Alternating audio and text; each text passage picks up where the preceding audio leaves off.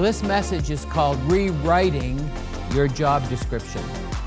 I've read various job descriptions of Christian leaders and pastors, but I've never read these words in one of them.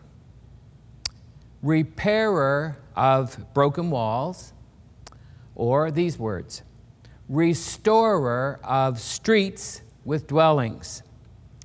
There is much to be restored in our own lives and families, in our churches and Christian ministries, in our communities, our country, and for that matter, our world.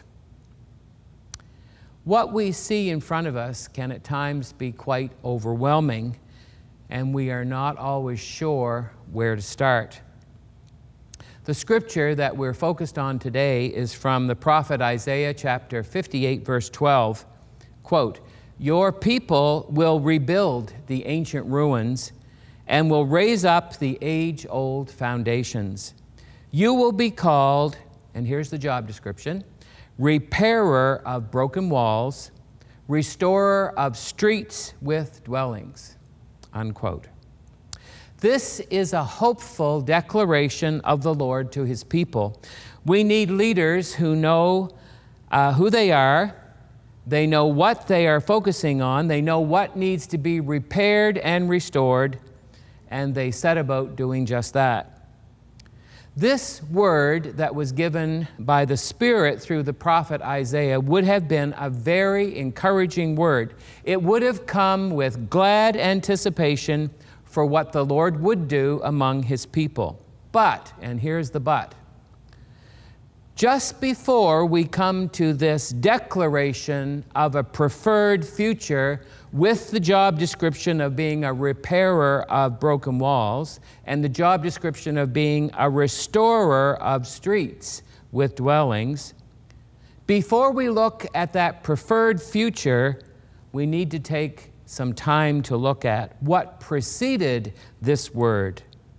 What did precede this word of declaration is nothing more or less than a prophetic word to the people of God, a proclamation that we need to hear today.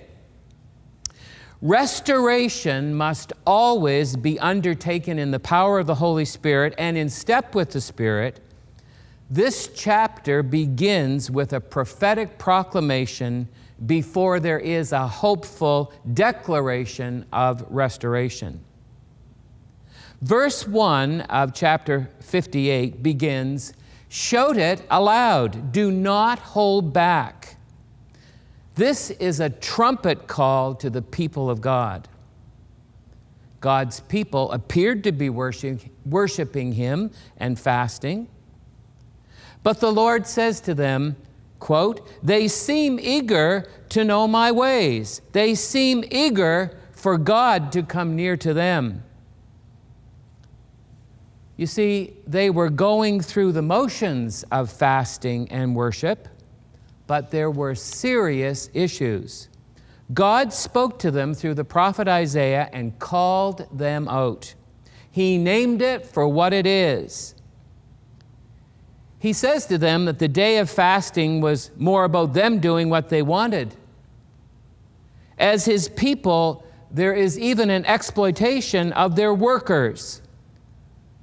One commentator that I read on this passage said that these people were taking the time to do their worship and their fasting, but then they were making their workers work even a double time to catch up.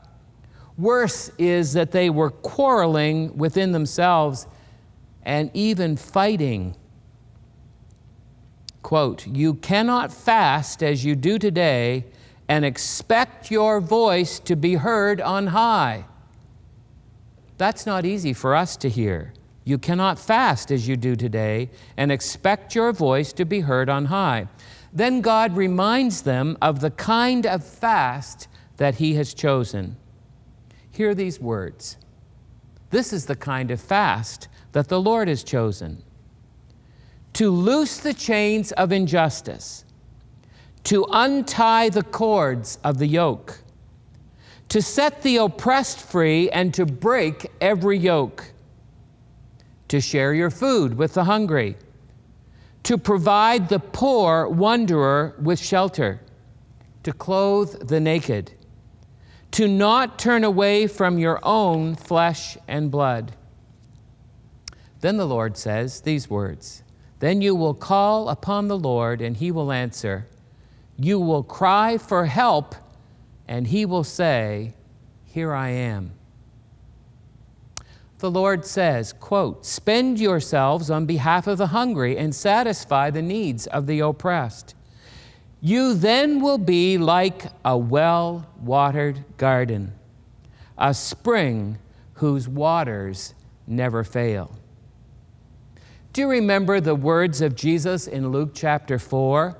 After spending time in the desert where he was led by the Holy Spirit and tested and tempted by the devil, the scripture says he returned and he went to Nazareth where he'd been brought up. And he took the scroll of the prophet Isaiah and he stood before the people and he said, the Spirit of the Lord is upon me because he's anointed me to preach good news. And then almost phrase by phrase, you hear the echoes of the prophet Isaiah in the words of Jesus when he said, this day, this is fulfilled in your hearing. The messianic prophecies regarding the one who would come fulfilled in Jesus and continues to be fulfilled through the people of God, the body of Christ. You see, this is the proclamation before the declaration and before the restoration. What was really at issue with the people of God? And we need to take time and take stock. You see, there was inconsistency with their words and their actions. They were pointing fingers. There was malicious talk, even among the people of God, and injustice toward those who were hired to work. Shout it aloud. Do not hold back. Raise your voice like a trumpet. Before restoration comes the prophetic word of the Lord and a call of repentance where we have fallen short. Then finally comes these wonderful words about rebuilding walls, rebuilding homes, rebuilding lives. As a Christian leader or a pastor today, I would encourage you, before you start concentrating on leading your people to repair, rebuild, and restore, make sure you take time to do inventory before God and that you are in alignment with Him in your own life, in your own family, in your church, or in your ministry. Where do we begin as we think of that job description of being a repairer and a restorer? One leading pastor used to say, find a need and fill it. Find a hurt and heal it. We need to remind ourselves of some things as we begin to think about being one who would repair the lives of others, invest in ministry. Let's remind ourselves of some biblical principles. Every human being on the planet is created in the image of God and has intrinsic worth because of that. Every human being is to be treated equitably with utmost respect, dignity, and care. In every place where God's will is done, there is evidence of the presence of the kingdom of God, His reign. This includes justice, mercy, and outpouring of love to neighbor. Jesus taught His disciples to pray, your kingdom come, your will be done on earth as it is in heaven. At the end of every gospel and at the beginning of the book of Acts, we find a form of the Great Commission to go and make disciples of all nations. I believe that the Great Commission that Jesus has given, the whole entire mission of God, is best fulfilled through the great commandment that He gave in Luke chapter 10, as He recalled the parable of the Good Samaritan, or the parable of the Samaritan. We call it the Good Samaritan, where Jesus reminded us that we're to love God with heart, soul, strength, and mind, and love our neighbor as ourselves. The Christian church has been characterized at its best when it has served its community context and demonstrated the love of God practically. Mission is to be incarnational. It is to integrate word and deed. They are not to be separated. Check out James chapter 2, verses 14 to 18, about faith that is full of works. Ministries of compassion have emerged from the outworking of the great commandment to love God and neighbor, and have resulted in the creation of hospitals, outpouring of care in times of crises, and include efforts to empower sustainable community development, emergency aid, provision of community health initiatives locally and globally, as well as countless educational efforts to improve life.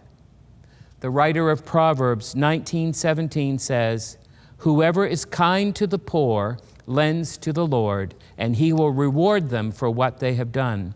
Jeremiah 22:3 indicates, "Do what is right and just, rescue from the hand of the oppressor the one who has been robbed.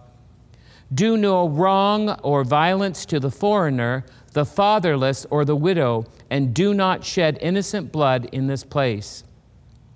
The biblical imagery of the Good Shepherd indicates not only God's love and care for humanity, but our mandate to seek out, support, care, and love people in the name of Jesus.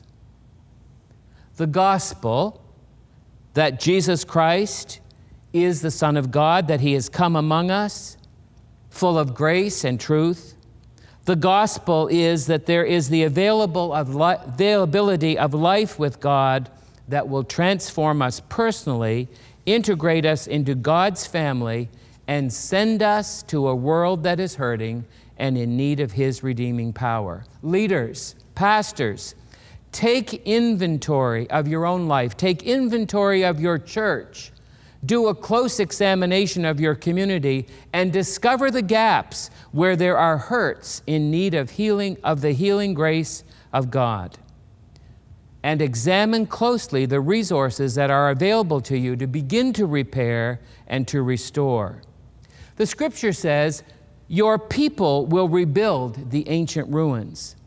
This is a collective, not an individual approach. This is a collective, a team ministry, but it does require your leadership. And Isaiah 58 ends with the Lord calling his people to worship him and to find joy in him, as we have the integrity of matching our words with our lives and our deeds. I would say to you, leader, get alone with God. Get alone silently with God. Get alone with God without words and wait upon the Lord. Get alone with God. Wait patiently for the Lord. Discern his will in your own life. Take inventory. And after you have taken the time and invested the time to be alone with God and have turned off your phone, have turned off your distractions, and you have waited and walked with God, and he has spoken to you, I would say, take your leaders on retreat for a day. Pray together, wait on the Lord. Agree to focus not only on your church, but on your church community, your context, your city. And begin to ask the Lord, what is it, Lord, that you would have from us?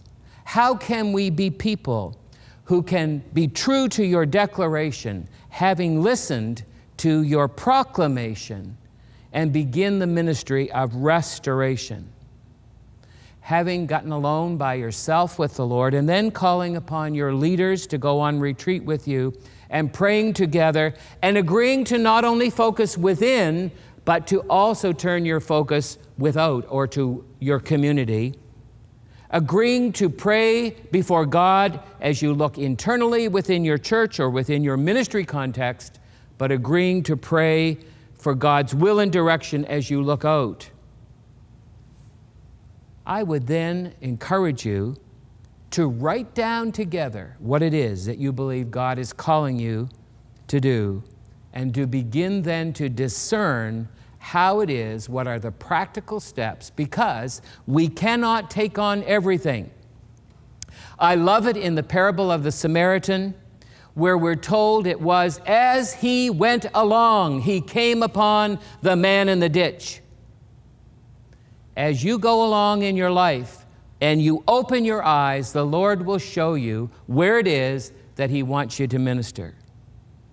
And having been shown as a leader, call your people together, or in your ministry context or in your life context, call those people together and share the vision that God has given to you.